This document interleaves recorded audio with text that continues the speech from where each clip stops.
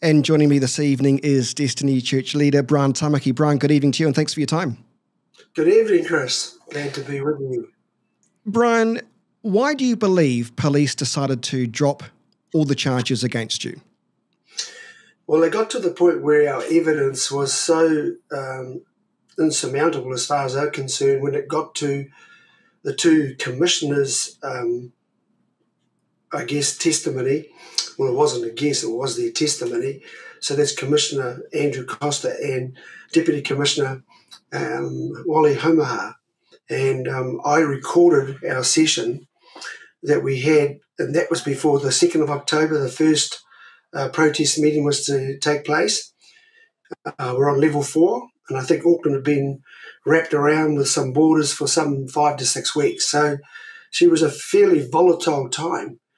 And so they wanted to see me about the protest, talk through, cooperate, and all that sort of stuff. So really, it was that recording that we brought up at the last part of the case yesterday, was it? Yeah, yesterday afternoon, early.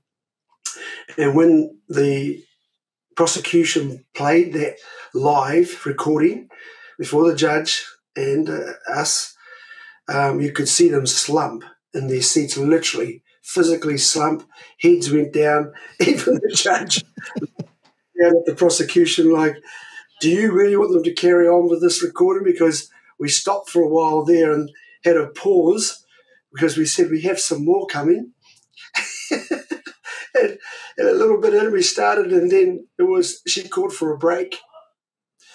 What was on the recording that made the police prosecutor think we've got no chance? Dump it. It went right. It went to it was the top. So that was the top two cops, if I can say that were talking to me in a very friendly manner, who I had got their affirmation from them both that it was my right and others to be able to protest. Did they agree with that? And they said, yes, we will protect your right to protest, but it was keeping the COVID restrictions. And I said, well, we're going to do that. You give me an outline of that, or whoever does that, and we'll keep them. Well, we got to a point there where everybody was uncertain about what that was. How did that apply to our rights, the Bill of Rights, and how did this COVID, which was constantly changing, by the way, Jacinda Ardern and the government were changing this almost, if you remember, day by day, if not weekly, about the numbers, the bubbles, if you remember all that rubbish, and so-called distancing and how many you could have. So it was a real challenge to the cops to be able to get this right. And so when we did that, they then were agreeing that it was my right to protest, but let's do this safe.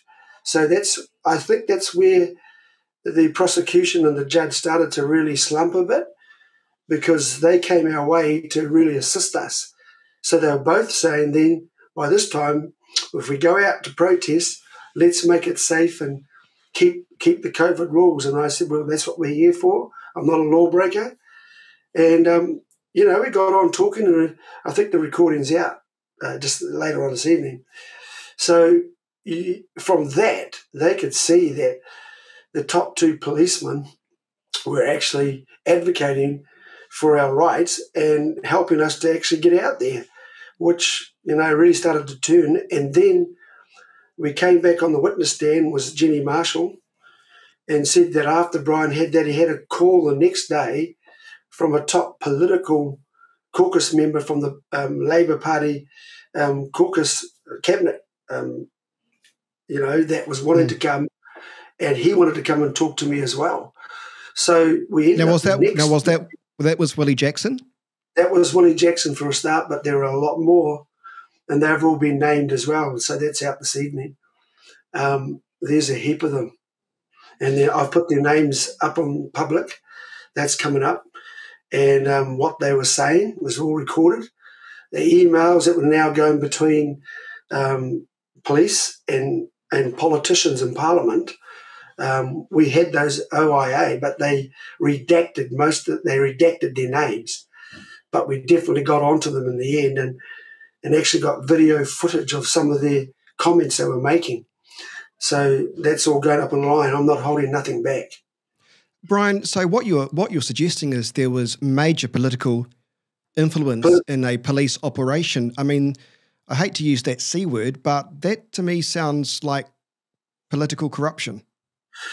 Well, oh yeah, absolutely. And it's been there for a long time. It's not like it just happened when I stepped up on the podium. It's in the system already now. That political prosecution was that they just stepped right over the top of Costa and the deputy commissioner, Homaha. These are politicians. This is Wally from the cabinet representing Jacinda Ardern herself. They virtually pushed them aside, and now this was a political prosecution.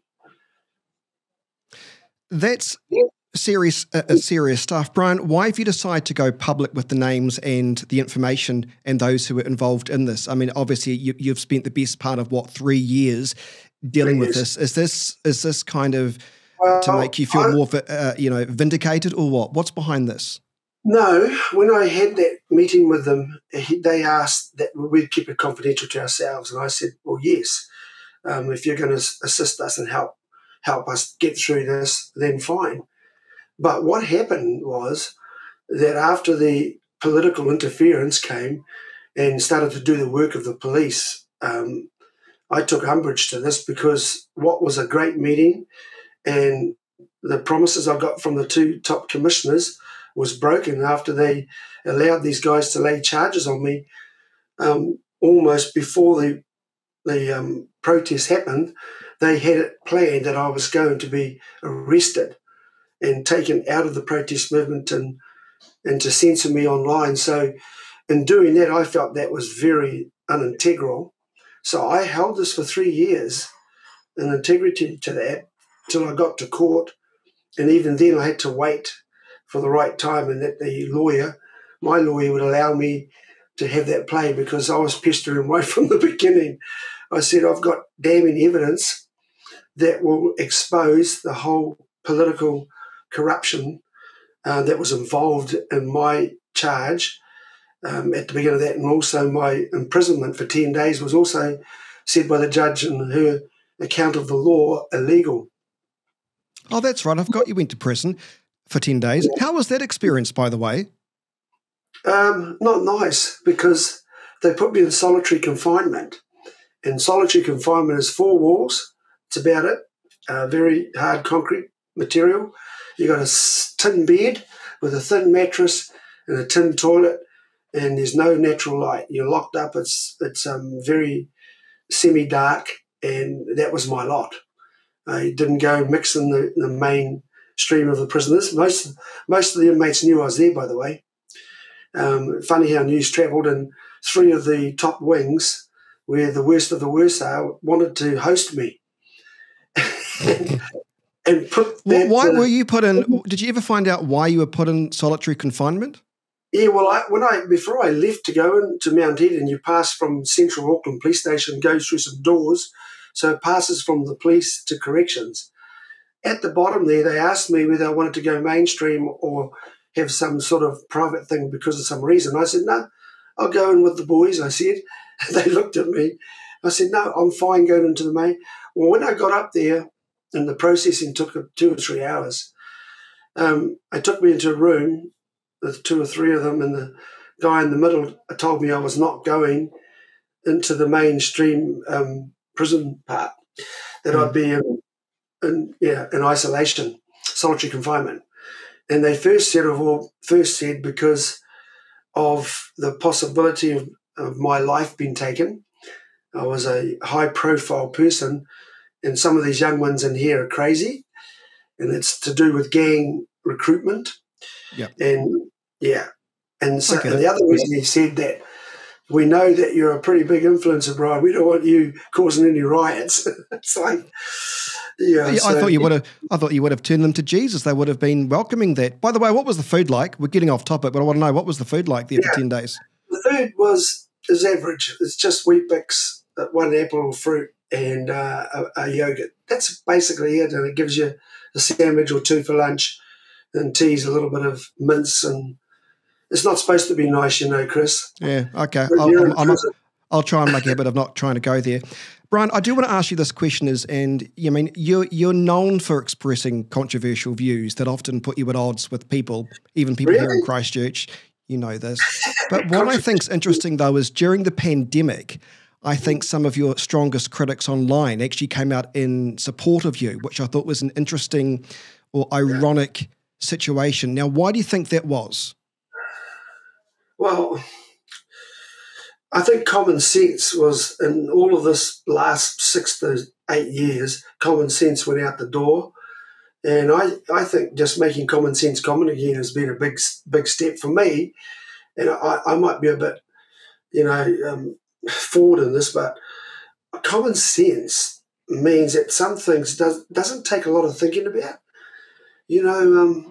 For instance, the puberty blockers, they haven't come out and totally banned it. That's common sense because it's dangerous and we don't believe that kids should be exposed to this. But what does the government do? It gives us a process of kind of trying to weed it out slowly and apply it to whoever needs it. This sort of stuff that's going on. And we have people who are supposed to be academics, come out of university, all the worst actually, out of universities, got no common sense. So people say, oh, I never used to agree with you, Brian, but I have not changed. But a whole lot of people have changed, Chris, and they've joined me in saying, man, I like what he's saying. My following's growing exponentially on X. And I said to him, well, I've not changed. But people have been allowed to get around the terrorists, the domestic terrorists that we have in our country is the media, the mainstream media. They have always sold you a perverted Brian Tamaki, and their way they've put the image of me, twisted it. And at times it's been very frustrating. But when people are able to access directly the things I'm saying and get to sit down or hear and just do a conversation, they change immediately, Chris. There's a long answer. Yeah, but it's true though, Brian. It is the power of social media now. I mean, a classic example I think was the rally. Whether you agree with the rally or not the rally, or the hikoi, whatever, but that hikoi was largely organised by social media, Instagram, the Instagram posts, and that sense of wanting something else. And although the likes of, I try not to read. Well, I know they had running live things everywhere. Yeah, it was run by the media. The media, like coming to the bridge, that hikoi wasn't as big as they were saying. It was when the media started to get behind it and incited and stirred it up. They were promoting it. I mean, you got to be forgiven if you thought that it was run by Te Pāti Māori, the media.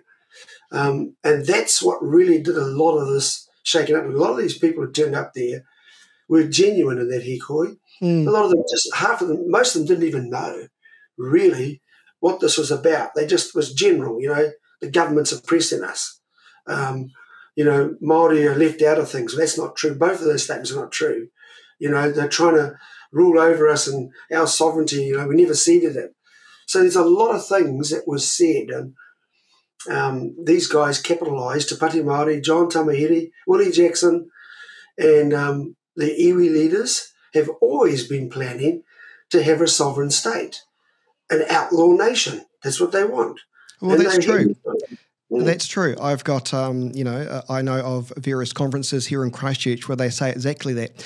On a related note, I've got to say, so now that, your court case has been thrown out, your charges have been dropped, interesting, and just a day later, Jacinda Ardern is to receive a UN award for leadership. And I wonder what your thoughts were on that, given the fact that, ironically, or perhaps not ironically, her administration was found to be in breach of the human rights of New Zealand's Bill of Rights, rather, 3 times, but there's no accountability. If anything, it's an award.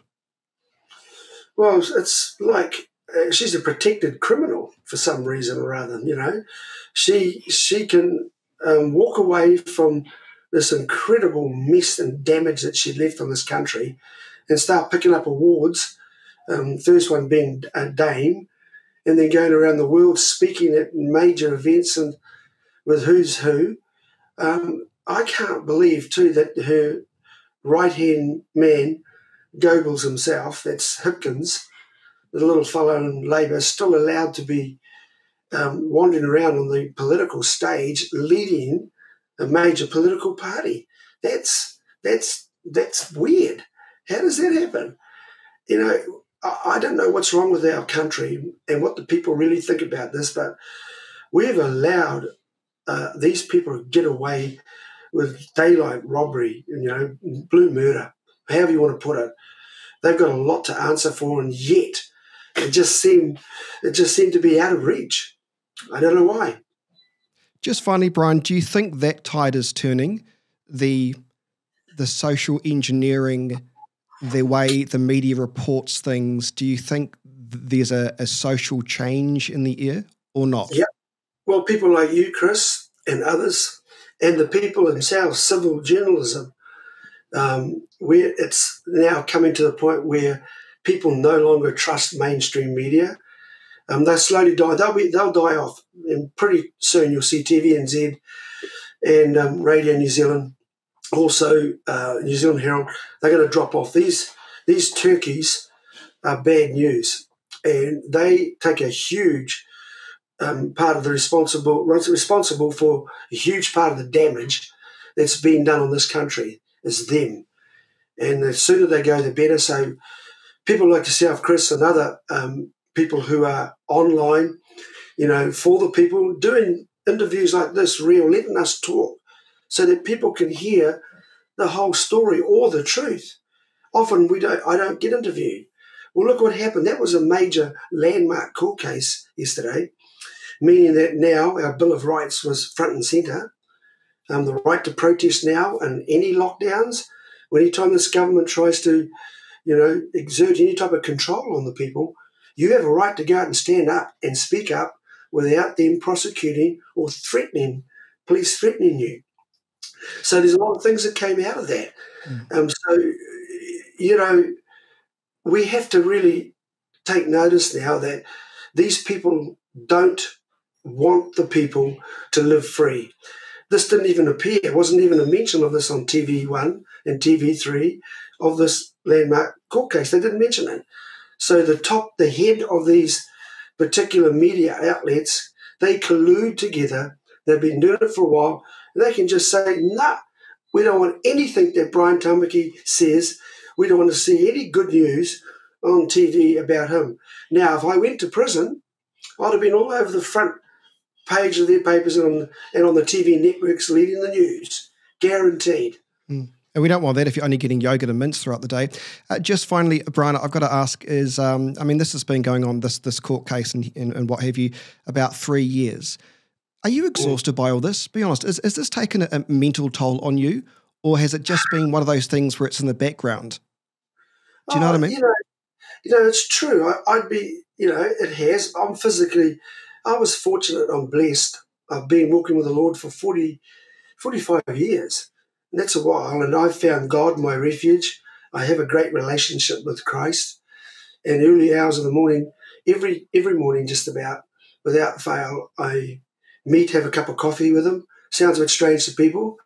4 in the morning while you're all sleeping, I'm doing business with the Father. And he's never let me down. He just trusts me. I'm not taking you, I knew this a long time ago, I'm not taking you through the protest right through. I'm going to take you through the legal system. And there are reasons for that. And it's not my business and what God and how he wants to use me. I just got to keep myself reasonably fit, mentally fit, and have faith and courage and great family, 5-generational family, huge support with my movement. You can recover quick when you've got all of those, those elements feeding back into your, providing, the energy you need every week to face what you face. And Christ is that, and then that, the gathering of those people around me is really important. Great. Well, I guess I can say congratulations on your court case being thrown out, and I appreciate your time this evening. Thank you for your time. Thank you, Chris. Can you send me some yogurt and mints, please? I've got some yogurt in the fridge, actually. It's strawberry, but it's probably tastes a bit off. All the best. Okay, thank you, Chris. Bye-bye.